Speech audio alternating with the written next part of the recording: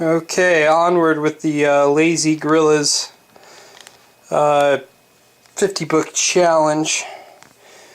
I'm not even going to number the books. I'm just going to go through the books, and I guess they'll be numbered based on the videos.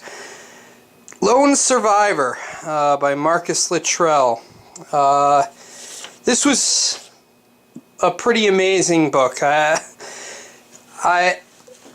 tend to read a lot of different military type books, whether it be contemporary. I've read a lot. I've read several Gettysburg books, including some that I will cover that I read this year. This is basically about a failed mission of SEAL Team 10, and includes Michael P. Murphy, Danny Dietz, Matthew G. Axelson, who is known as Axe, and Marcus Luttrell. And it's basically about their failed mission. They were trying to get a warlord, Hamid Ismail, and they were attacked in ambush from three sides, over 100 men attacking them. And not only, I mean, obviously you could tell by the lone survivor story, and considering Marcus is the one that's writing the book, you can pretty much assume what happens. And even the SEAL Team 10, which Mike McGreevy, Jacques Fontaine, Jeff Lucas, and Eric Christensen also died. They went to rescue them, and they risked going on a daytime insertion, which they got hit by a rocket launcher, and that whole helicopter went down with SEAL Team 10 and the entire helicopter crew, and Steve Reich, Chris Scheckenbach, I think it is, Corey Goodnature, James Ponder, Marcus Morales, Mike Russell, Shamus Gore, and Kip Kobe. And Kip Jacoby. And that's one of the things I liked about the book too, is he names every single person that died, like, and what their role or what their rank was.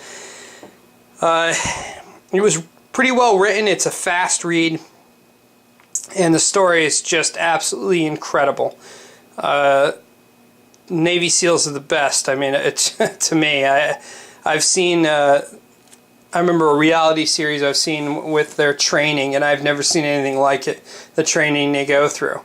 You're talking the creme de la creme of all different services that try out for the SEALs, and very few make it. And these guys are just unbelievable. I've known a couple of SEALs myself, and I've heard some stories from my friends, and I'll tell you, they're amazing people, and this story really shows it. I think my only gripe about the book is Marcus Luttrell goes through painstaking repetition on his patriotism.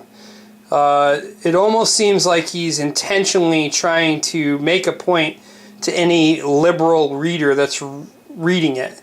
But it gets to the point where it's like, okay, I got it. I mean, one, what he went through shows his patriotism, but he seems to drum it a little too much. That's my only complaint about the book. So I'll read an excerpt like I usually do. He came toward me asking if I could give him another magazine, and then I saw Axe stumbling toward me, his head pushed out, blood running down his face, bubbling out of the most shocking head wound. "They shot me, bro," he said. "The bastards shot me. Can you help me, Marcus?" What could I say? What could I do? I couldn't help except by trying to fight off the enemy, and Axe was standing right in my line of fire. I tried to help him get from down behind a rock, and I turned to Mikey, who was obviously badly hurt. "Can you move, buddy?" I asked. And he groped in his pocket for his mobile phone, the one we had dared not use because it would betray our position.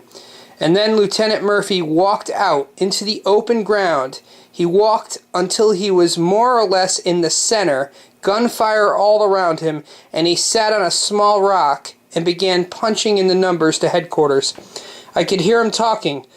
"My men are taking heavy fire. We're getting picked apart. My guys are dying out here. We need help." And right then, Mikey took a bullet straight in the back. I saw the blood spurt from his chest. He slumped forward, dropping his phone and his rifle, and then he braced himself, grabbed them both, sat upright again, and once more put the phone to his ear. I heard him speak again. "Roger that, sir. Thank you." Then he stood up and staggered out to our bad position, the one guarding our left, and Mikey just started firing again, firing at the enemy.